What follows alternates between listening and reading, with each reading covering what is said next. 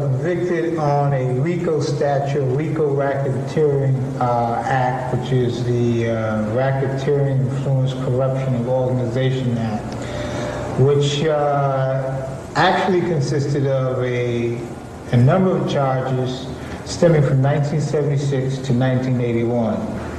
They indicated that they charged me with 6 armored truck robberies, the liberation of Assad Shakur, using illegally gained funds to finance camp for black children in Mississippi, to send material aid to freedom fighters of ZANU, and to finance public mass organizational work, and to put a acupuncture clinic in Harlem. Were part of the so-called enterprise I was accused of financing with illegally gained funds. And what were you convicted of I was convicted of every single charge in the indictment, which consists of 9 charges. You mentioned some assistance to freedom fighters? Yes. Where? In Zimbabwe.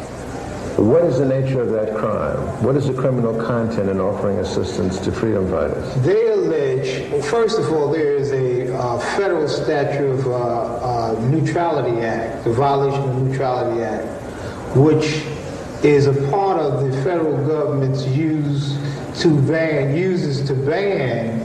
people from participating in foreign countries or governments that they do not approve of. And so at the time that ZANU was fighting for its liberation, it was considered a terrorist organization or terrorist formation by the United States government because, as you know, it supported the Rhodesian government, the white minority government. And ZANU, the organization that Robert Mugabe headed? Yes, it is. Yes, it is. And ZAPU was headed by Nkomo? Joseph Nkomo. Yeah. We supported the liberation across the board of the Zimbabwean people. We particularly had an interest in ZANU because ZANU showed an interest in our efforts to hands across Africa, black people here, and African people in Africa working together around common interests. You keep saying we. Who's we? We, I consider part of the black liberation movement, national liberation movement, and anti-imperialist white people in America who felt that they had a specific role to overturn some of the imperialistic nature of the United States government and to go to oppressed nations and hand out, and offer support and allies to their government. So we felt that working together, it was an important example to United States citizens that black and white can work together around specific goals to help the end of oppression in certain countries. When were you arrested? I was arrested in February of 1986. What were the circumstances of that arrest? What were you doing? Were you underground at the time? I was living clandestinely, living underground from 1982 to 1986. I was hunted on the FBI 10 Most Wanted list and the Interpol list, me and Sister Nahande Dibito. Why were you living clandestinely? What started that whole process? After 1981, there was a attempted armored truck robbery in Nyack, New York.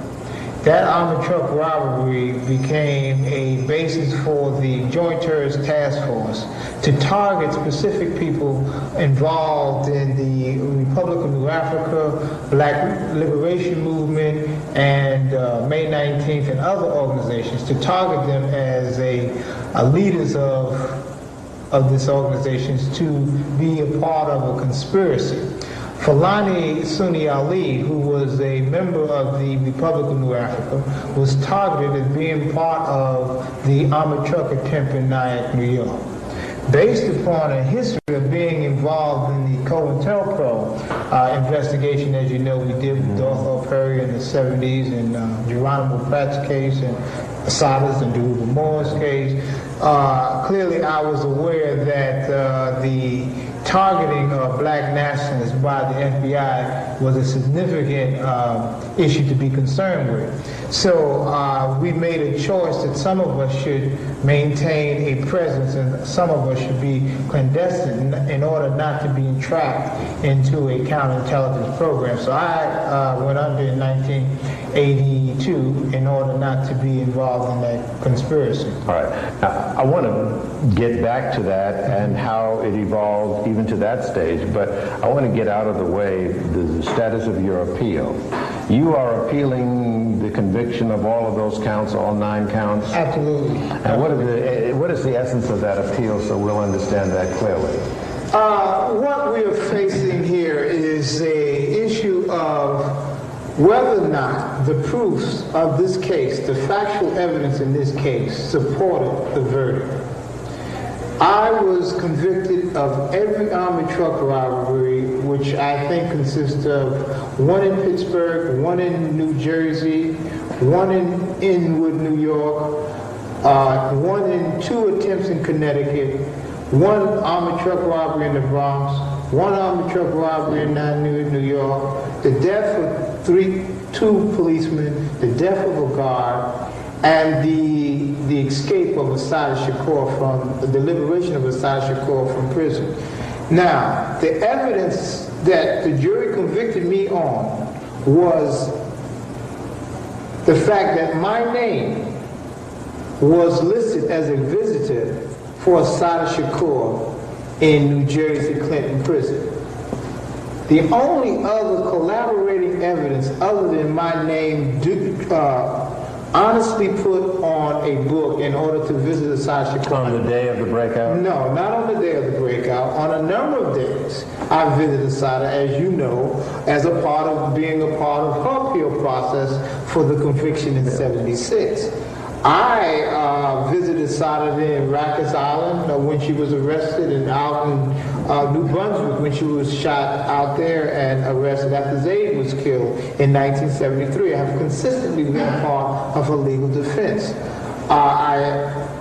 I felt that the only other evidence that they produced to indicate that I had anything to do with Assad's liberation was the testimony of an informant. And this informant said that I was a part of the planning and the execution of the operation of the liberation of Assad Shakur.